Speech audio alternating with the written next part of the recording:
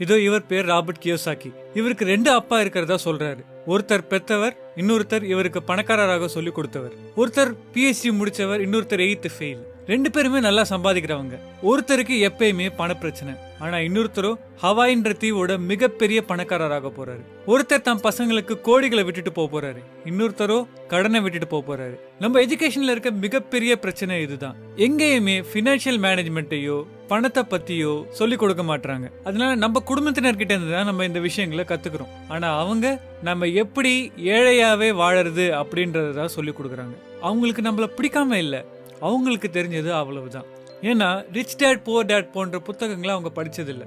காம்ப்ளிகேட்டடான பல டிகிரியும் புக்ஸும் சொல்லி கொடுக்காத பிராக்டிக்கலான விஷயங்களை இந்த புத்தகம் சொல்லித்தரும். நீங்க 2 முக்கியமான வார்த்தைகளை புரிஞ்சுக்கணும். ஆசெட் சொத்துக்கள் மற்றும் லயபிலிட்டிஸ் கடன்கள். சிம்பிளா சொல்லணும்னா, உங்களுக்கு பணம் கொடுத்தா அது ஆசெட், உங்ககிட்ட இந்த பணத்தை எடுத்துட்டு போனா அது லயபிலிட்டி. வீடு வாங்கிட்டீங்க, மார்ட்கேஜ்ல கடன்ல இருந்தா அது லயபிலிட்டி. அது இல்லாம ரெண்ட் வந்தா அது ஆசெட். ரெண்ட் வரலனா அது மறுபடியும் லயபிலிட்டி, ஏன்னா மெயின்டெனன்ஸ் செலவாகும். Business, real estates, stocks, bonds எதுவானாலும் இதேதான் பிரின்சிபல். இப்போ நான் சொல்ல போறது ரொம்ப முக்கியமானது. ஏழைங்களுக்கு செலவு மட்டும்தான் இருக்கும், ஆனா பணக்காரங்க ஆசெட் மட்டும்தான் வாங்குவாங்க. மிடில் கிளாஸ் லயபிலிட்டியை வாங்கிட்டு அதை ஆசெட்னு நம்பிட்டு இருப்பாங்க. ஒரு நார்மலான மனுஷன் வாழ்க்கை இப்படிதான் இருக்கும். காலேஜ் முடிப்பாரு, வேலைக்கு போவாரு, கல்யாணம் பண்றாரு, வீடு வாங்குவாரு, கார் வாங்குவாரு, லேட்டஸ்ட் ஐபோன் வாங்குவாரு, சந்தோஷமா இருக்கிறேன்னு நினைப்பாரு. இதுல பெரிய பிரச்சனை இதுதான், எல்லாமே லோன்ல வாங்கினது. ஸோ மாசம் மாசம் டியூ கட்டணும். போன், கார், வீடு எல்லாத்துக்கும். இந்த ரகசியத்தை நீங்க புரிஞ்சுக்கலன்னா நீங்க எவ்வளவு சம்பாதிச்சாலும் கடனாளியா தான் வாழ்வீங்க. ஏன்னா எப்பவுமே நீங்க உங்க வருமானத்தை மிஞ்சின கடனை வாங்கிட்டே இருப்பீங்க. ஃப்ரெண்ட்ஸ் முன்னாடி சீனா சந்தோஷமா இருக்க மாதிரி காமிச்சிக்கலாம், ஆனா உங்களுக்கு உண்மை தெரியும். வாழ்க்கையில எது ஆசெட்னு தெரிஞ்சு கரெக்டா வாங்கிட்டு வந்தோம்னா ஒரு பாயிண்ட்டுக்கு அப்புறமா நம்ம வேலைக்கே போக வேண்டியது இல்லைங்க. அந்த ஆசெட் உங்களுக்காக வேலை செய்யும். இப்போ இன்னொரு பிரச்சனைக்கு வருவோம்.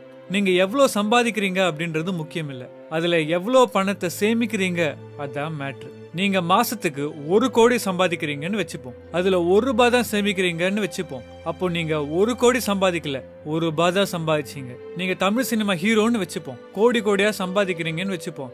ஆனாலும் உங்க சம்பளத்துல 50% மேல கவர்மெண்ட்டுக்கு தான் கொடுப்பீங்க. இது எப்படி? சம்பாதிக்கும் போதும் டாக்ஸ், வாங்கும் போதும் டாக்ஸ், சேவ் பண்ணாலும் டாக்ஸ், செத்தாலும் டாக்ஸுங்க. ஆனா சில சமயத்துல ஆசெட் எதுன்றத கரெக்டா புரிஞ்சுட்டு வாங்கும்போது எதுக்குமே நீங்க டாக்ஸ் கட்டாம இருக்கலாம்னா பாத்துக்கோங்களேன். நிறைய சம்பாதிக்கிறவங்க எல்லாம் சந்தோஷமா இல்லாததுக்கு காரணமும் இதுதான். சோ புரிஞ்சுக்கோங்க, நிறைய சம்பாதிக்கிறவங்களும் பணக்காரங்களும் வேற வேறன்னு. உலகத்துல 80 வருஷத்துக்கு முன்னாடி டாக்ஸ்னு ஒரு கான்செப்டே கிடையாது. போர்க்காலத்துல மட்டும்தான் டாக்ஸ் வாங்குவாங்க. ஒரு பாயிண்ட்ல கவர்மெண்ட் எல்லாம் சேர்ந்து ராபின்ஹுட் மாதிரி பணக்காரங்க கிட்ட இருக்க பணத்தை எடுத்து ஏழைங்களுக்கு கொடுக்க போறோம்னு சொல்லி ஏமாத்தி எல்லா ஏழைங்க கிட்ட இருந்து ஓட்டு வாங்கி ஆட்சிக்கு வந்தாங்க. வந்துட்டு கொஞ்சம் கொஞ்சமா பணக்காரங்க மட்டும் இல்லாம எல்லா ஏழைங்க மேலயும் டாக்ஸ் போட்டாங்க. சோ இப்போ நம்ம எல்லாருக்குமே டாக்ஸ் அப்படின்றது தினம் வாழ்க்கையில நடக்கிற ஒரு சாதாரண சம்பவமா மாறிடுச்சு. ஆனா பணக்காரங்க புத்திசாலிங்க, அந்த டாக்ஸ்ல இருந்து எப்படி வருதுன்னு அவங்களுக்கு தான் தெரியும். உலகின் மிகப்பெரிய பணக்காரர் யாருன்னு தெரியுமா? Warren Buffett. அவர் அவரோட செக்ரட்டரியோட கம்மியா தான் டாக்ஸ் கட்டுறாருன்றது உங்களுக்கு தெரியுமா? இது எப்படி இருக்கு? அது சரி, இது எப்படி சாத்தியம்? இது புரிய வைக்கிறது கொஞ்சம் கஷ்டமா இருந்தாலும் சிம்பிளா ஒரு எக்ஸாம்பிள்ல முடிஞ்ச அளவுக்கு புரிய வைக்கிறேன். கார்பரேஷன்ற பேர்ல நான் எதை வாங்கினாலும் அந்த செலவு எல்லாத்தையும் கழிச்சதுக்கு அப்புறமா இருக்கிற அமௌண்ட்டை தான் இன்கம்மா கருதுவாங்க. சோ அந்த இன்கமுக்கு மட்டும் தான் அவங்க டாக்ஸ் கட்டுவாங்க. ஒரு ஏழைக்கு கார்பரேஷன்னா பெரிய பில்டிங்ல ஆயிரக்கணக்கான பேர் ஒர்க் பண்ற மாதிரி தெரியும், ஆனா அது வெறும் பேப்பரும் டாக்குமெண்ட்டும் தான்றது பணக்காரனுக்கு மட்டும் தான் தெரியும். சோ நான் உங்களை பிசினஸ் ஸ்டார்ட் பண்ண சொல்றேன்னு நீங்க நினைச்சீங்கன்னா ஏன் பதில் அதுவும் ஒரு ஆப்ஷன்.